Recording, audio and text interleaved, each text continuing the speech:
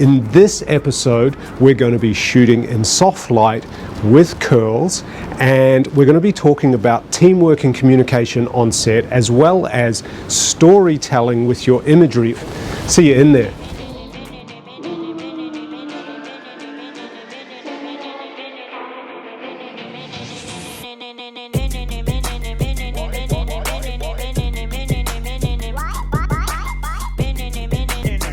Amber's been growing her hair out and it's really beautiful. It's kind of like shoulder length, would you say? Yeah. Okay, well, let's give you a little fake short haircut. She'd washed it fresh last night and let it dry naturally, to mousse in and giving it a little diffuse and just like refine the curls a little bit like that. And so I've used a combination of bob pins, little mini U-pins, push it up, clip it, and then we'll get a little bit of wind on her to get it moving around. So keeping obviously in line with the 80s feel, I decided to kind of go for a little bit more eye makeup. So really bring it up to the brow, go a little bit purple, really bringing the blush up around the temples and bringing it over the eye as well. I love you like la la la la. The contrast, it's sort of hard and soft mixed together, and it's a really nice, I think, mix and works all together as a story with the other three looks. What we're doing here is just doing what I call spider fingers, like crawling into the hair like that, just to kind of push it around until I get to the scalp. And then I almost just find where I want to anchor that hair, and I take a bob pin open like that and bury it in underneath the curls, like almost stitch it in there. And that just makes it like I've given her a little bit of a haircut. And you just repeat that technique around the head, looking at the shape. So push the hair in, find where you want to anchor it, and lock it in with a pin. And with a shape like this, just want to look at the silhouette. I'll close one eye and I'll make my hand into a telescope like that. And then when I look, I can actually see kind of like the camera, the silhouette.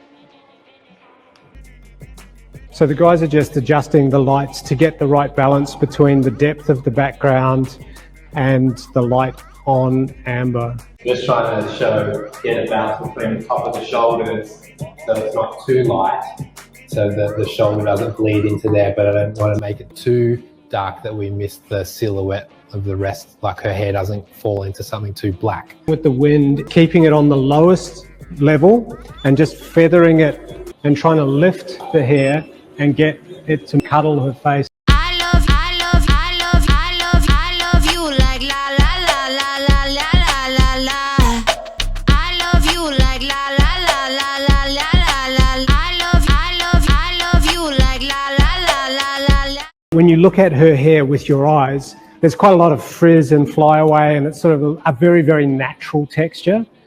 And then when you see it on camera there, like it's a lot more defined, right? So imagine if you made it super defined with your eyes, when you get over here, it'd look fake. With this type of light, it's really, really forgiving and tends to make the hair look a lot more textured and almost producty, right? Like if there's any movement or energy in the hair, it looks like you've put product in it. We had a fantastic question from someone in the audience. The question was, should you check with the photographer what the lighting is going to be before you start prepping the hair?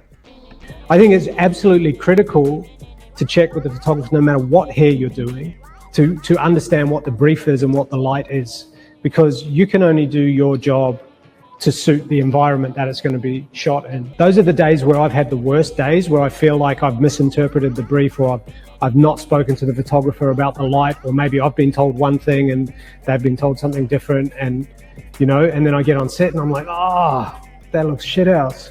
And it's a hard backtrack once you've got the hair wrong, I feel. So yeah, it's a good question to double check, and then you can all start off running. The worst thing is when I'm shooting here and I can hear people talking and whispering out the back, because I know something's not gone to plan when they're looking at the screen. Because once we're all packing up, 6 o'clock we go home, we can't change it.